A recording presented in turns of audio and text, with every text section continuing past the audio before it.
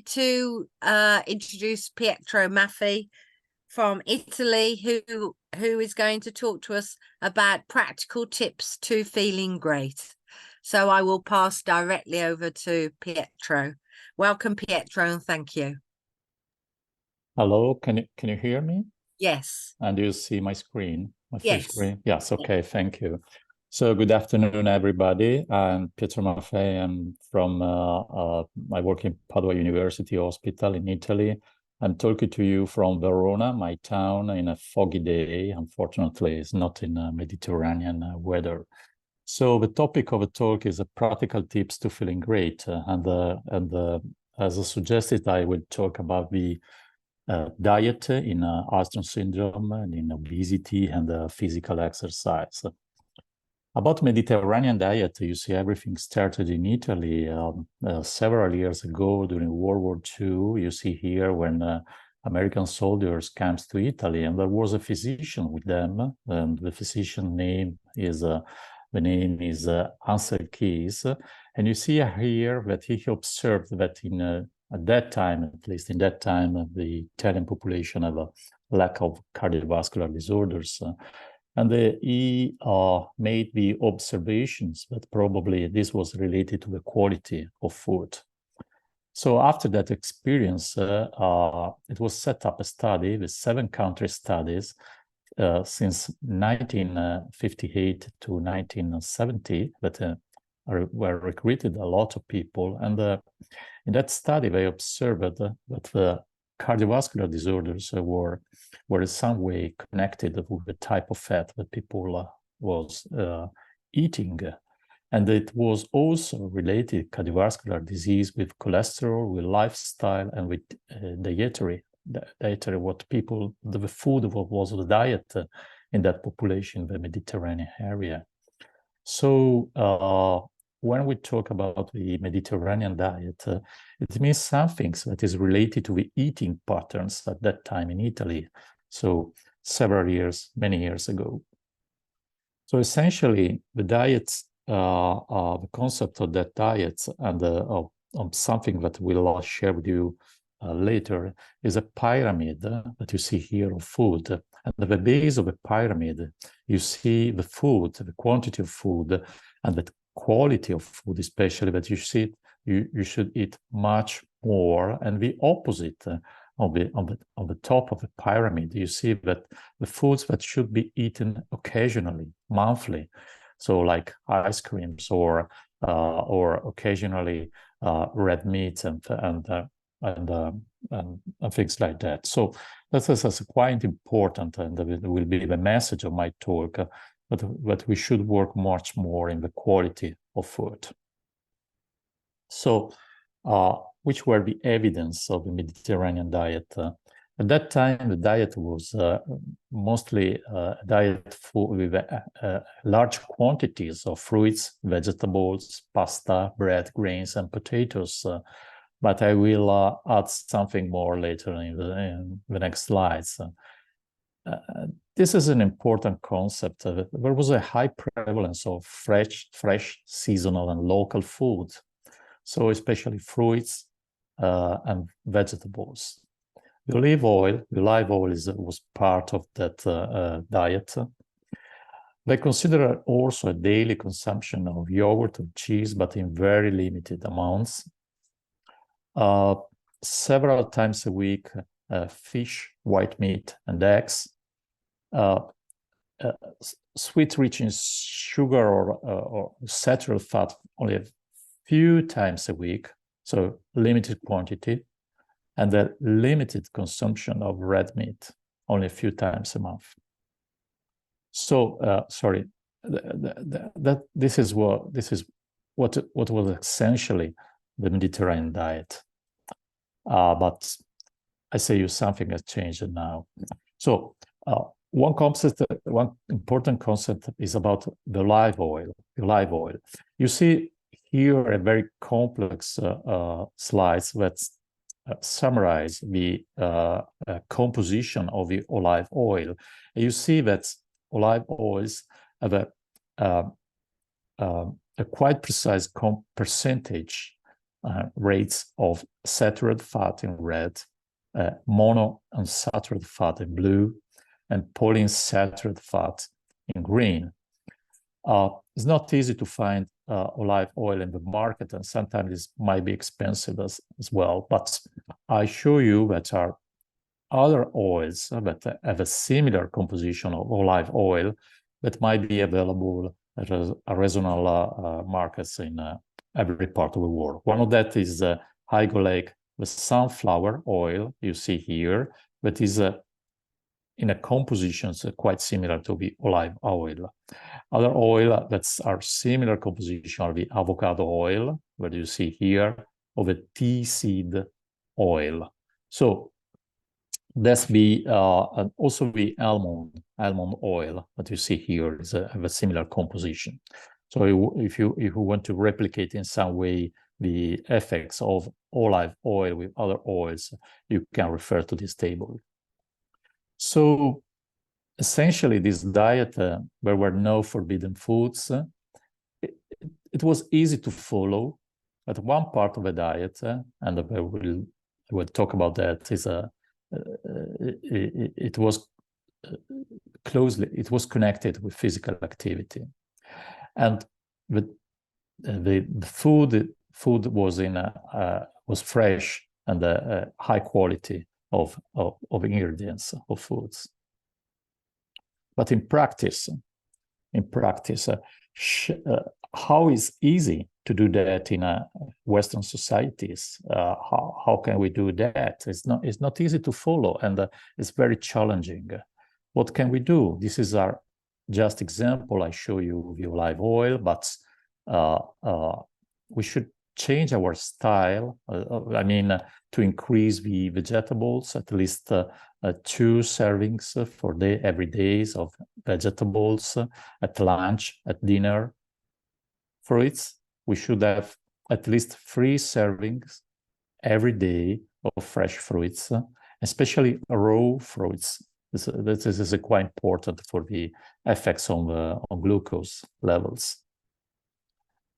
Another part of a diet that what you should talk a bit more is about the bread, pasta, and pizza, and so on. This is we in a Western society we use especially you see white flour and refined, but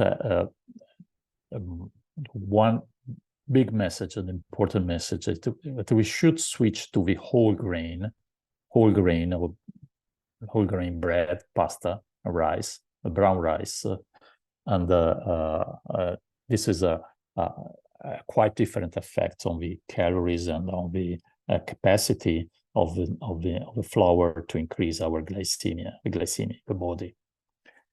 Legumes are very, very important for proteins from proteins that don't come from the animals, and the suggestion is to consume at least 3 servings a week. So it means beans, lentils, chickpeas, peas. Seafood, fish in large quantity. This is very important also for lipids. And about meat and poultry, the choice is to eat occasionally red meat and increase the quantity of chicken and turkey. So, as we say, white meat. About dairy products like yogurt and cheese, remember this is an important aspect that your choice should be for fat-free yogurt or fat-free milk. Nuts and olives are welcome, more than 3 servings a week and a small quantity every day. Homemade baked goods, that is most important, much more than the fried food, and wine in small quantity. So when you look in reality, you see that Mediterranean countries seem to be, you see, Greece, Italy, Spain, have a large in percentage, a large amount of people with obesity in our countries. So there's something that is wrong in our attitude to follow the diets. And part of these wrong attitudes come from the families. So I want to stress the point that as parents, you see here the mother of an overweight child. We could change also the mother with the father. And the point is that the families doesn't estimate very well what is the weight of their children. So it is estimated that almost 40% of the mothers of overweight children thinks that their children have a normal weight when they haven't in reality. And they overestimate the physical activity. So almost 60% of parents of no active children thinks that their children's levels of physical activity is adequate. And almost 70% of parents of obese children think that their children consumption, the food consumption, is not excessive. So there is a misperception of this.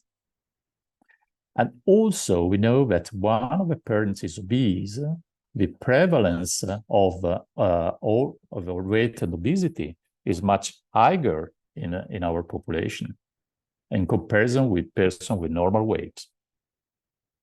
So dietary habits of our children are important, and we know that almost 35% of our children doesn't consume an adequate breakfast. 55% consume an excessive or mid-morning snack, and 24% are not eating vegetables every day. 25% are consuming sweetened gas drinks every day.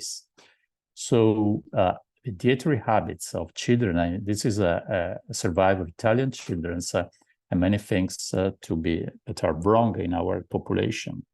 You see that almost 30% don't eat legumes once a week. 48% consume sweet snacks more than 3 days a week.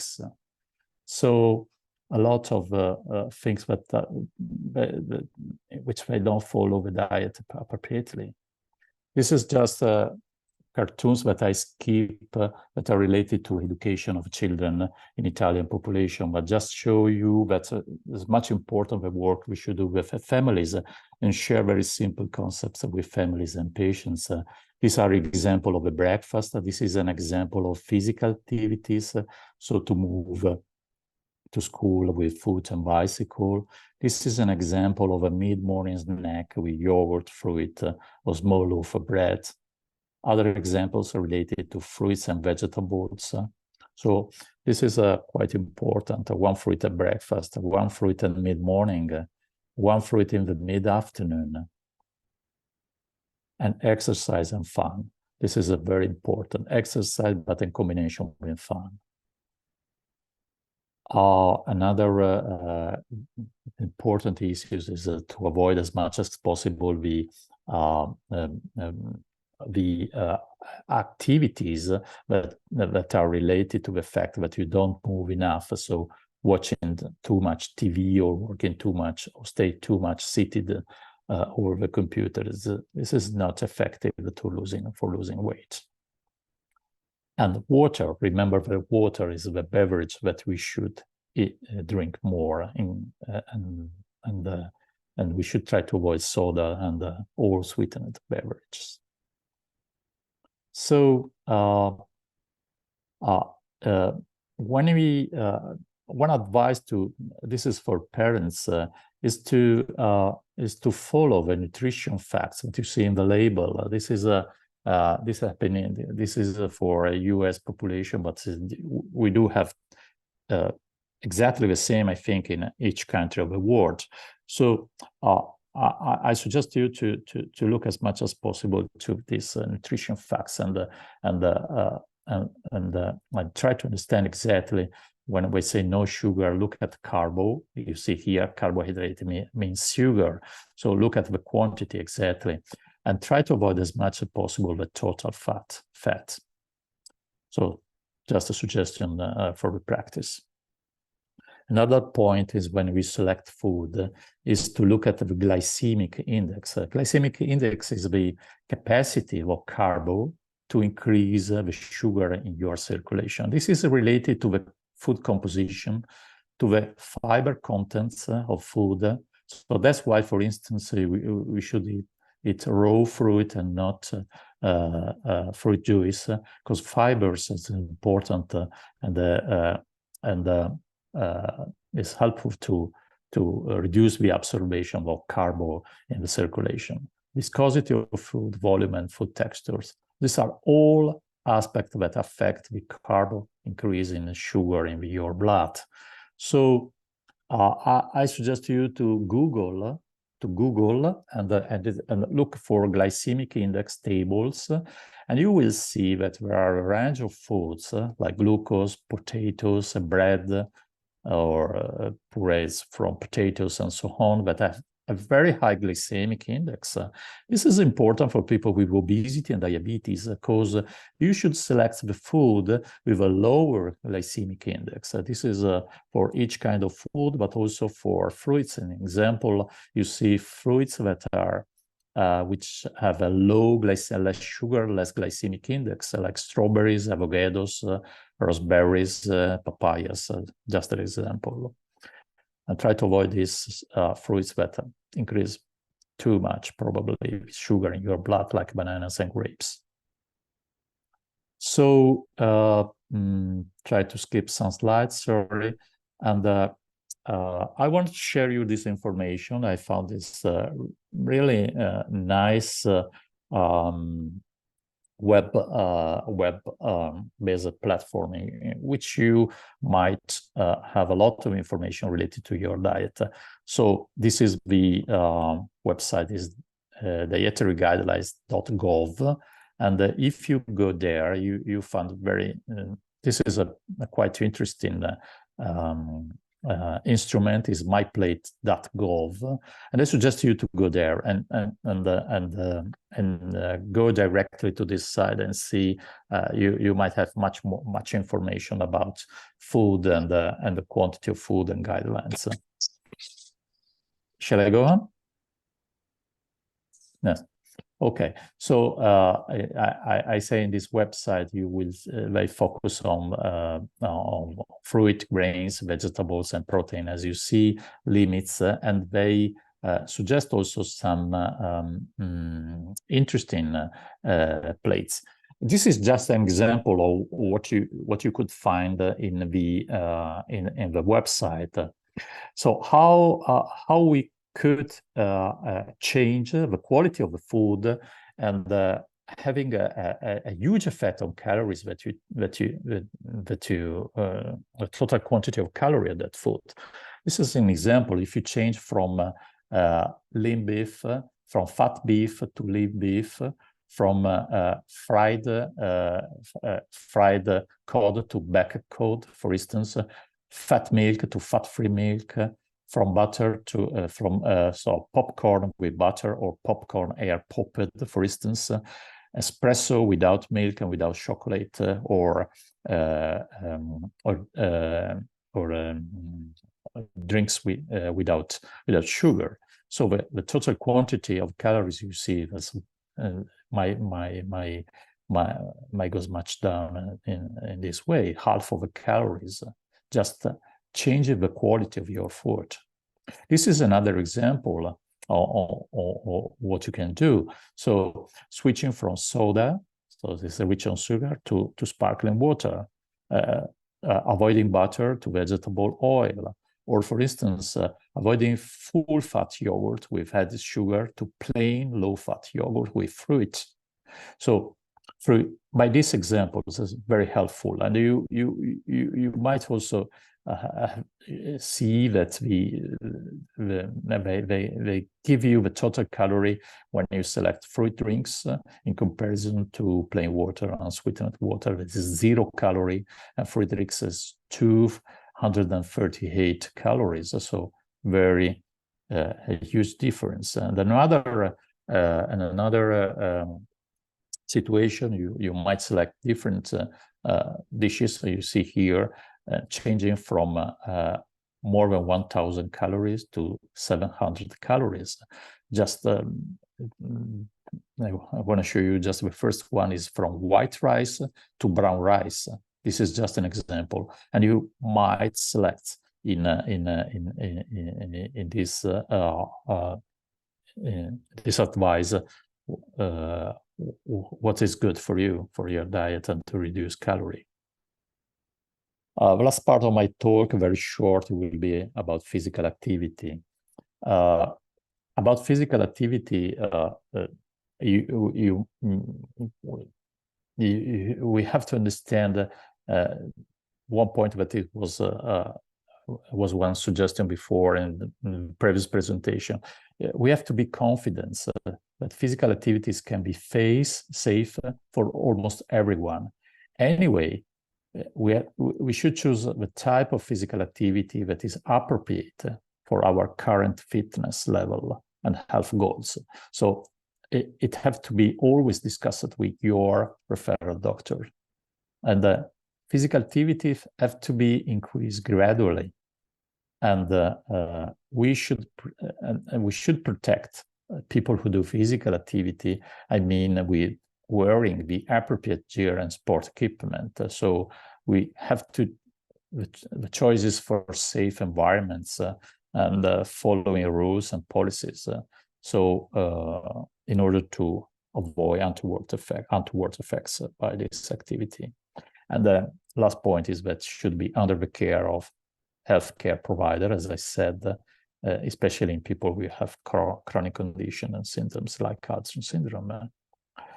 Diet is helpful. I mean, physical activity is helpful. Yes, also this is just an example of manuscript produced by a UK group, and yes, it improves also insulin resistance in Alzheimer's syndrome patients.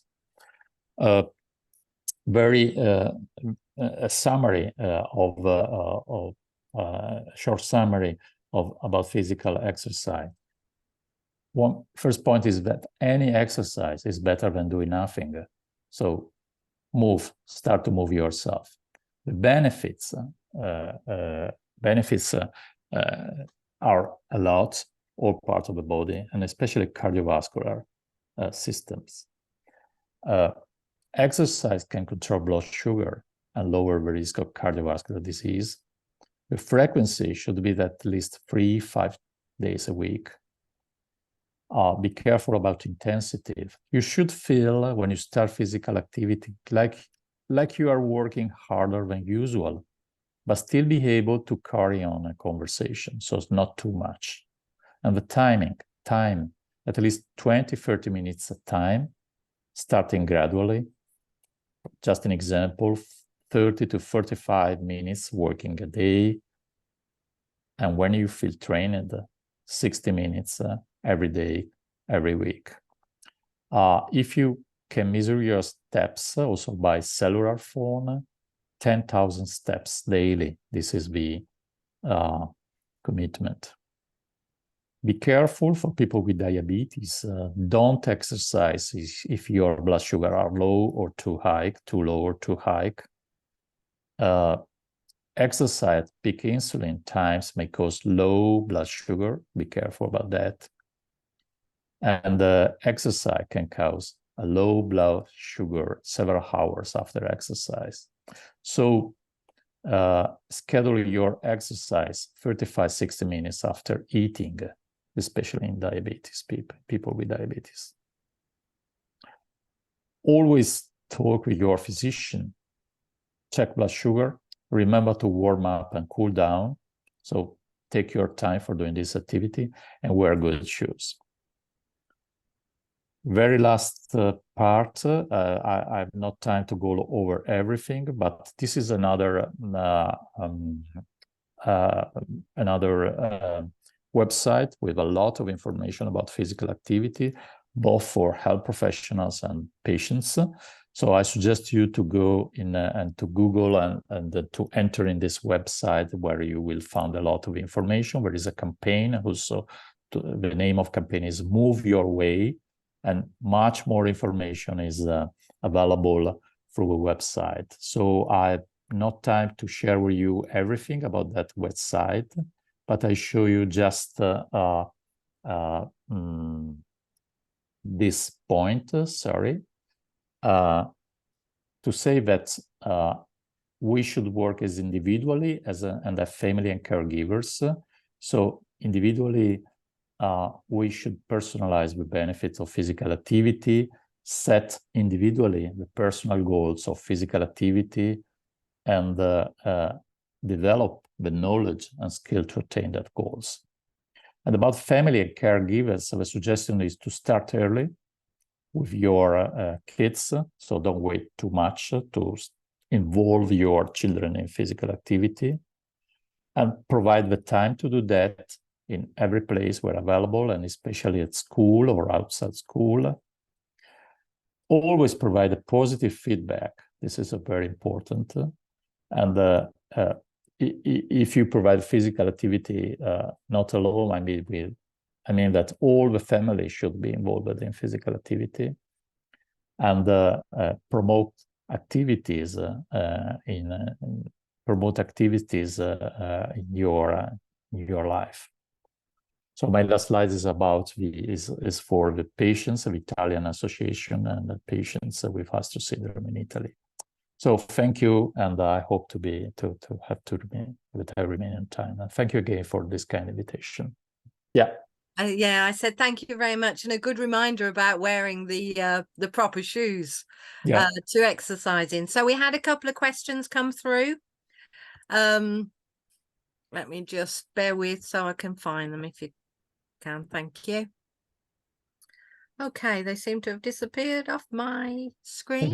The presentation will be available because I know that I ran very fast during my talk, so sorry. No worries. Thank you. I have got a question from Kerry. If you'd like to, Kerry, would you like to ask Pietro directly? Hi, Pietro. Lovely to see you. Yeah, I just wondered about what you thought to Sadaf and Rob's presentations earlier with the role of fat. And I think it'd be really interesting. You know, we talk about when you can see some of the studies and the research that's been done comparing semaglutide with obese patients and healthy controls. And I just wonder whether we should be doing something like that with diet and lifestyle, so that we've got some evidence to be able to show to families, you know, if we compare the different diets that people are on and their habits and things. Because I think one of the things that we regularly get asked is about the fad diets that come out. So people say, should it be a low carb diet? What about keto diets, fasting, all the different kinds of things? So it would be lovely to be able to have a study that we can show in Alström patients. We've done some comparisons with the different types of diets, and actually this one shows that it works the best. I think it would just be nice to be able to pinpoint to some specific evidence within the Alström community. Well, there is no answer to your question, but I can say that, of course, there is no single diet that is that fit for everyone, because as I try to show you, that people come from attending also this meeting come from all over the world. So this is not easy to propose the Mediterranean diet in China, for instance, or in other parts of the world. But the main concepts of my presentation and it works in Astor syndrome as well, is half of the work, is what I say to my patients. Half of the work is on the table, I mean, what you eat, and half of the work is out of the table, I mean, outside, is a physical exercise. And the best medication, also, which work much better than semaglutide, is physical exercise. You know that everyone knows that semaglutide, so the best of our medication, doesn't produce hypoglycemia. Okay, this is a good pharma that does not produce hypoglycemia. Otherwise, physical exercise produce hypoglycemia. Why that? Because the physical activity and the muscle activity and the fitness in the muscle produce a much better work for your blood sugar levels. Of course, you can't run all the day. That's quite true. So it's not practical. but it means that you can keep your muscles fit. And this is very important for glucose levels. So remember, the best of medication is in your body. It's unbelievable, but you reduce blood sugar just working with your physical exercise. So I don't want to say that the medications that kind of GLP-1 receptor antagonists, probably they are the best one available. It works in Aston syndrome as well. I prescribe as well that medications, but we don't have to remain seated and just taking the medications. We should do that, but at the same time work with physical activity. And look at the, if possible, look at the website that I show you, because there are a lot of information about food. Of course, we should select the best quality of food. It means independently, if you are in a fasting condition or the kind of diets and so on, try to select two main concepts. Try to select food that have low glycemic index. This is the point.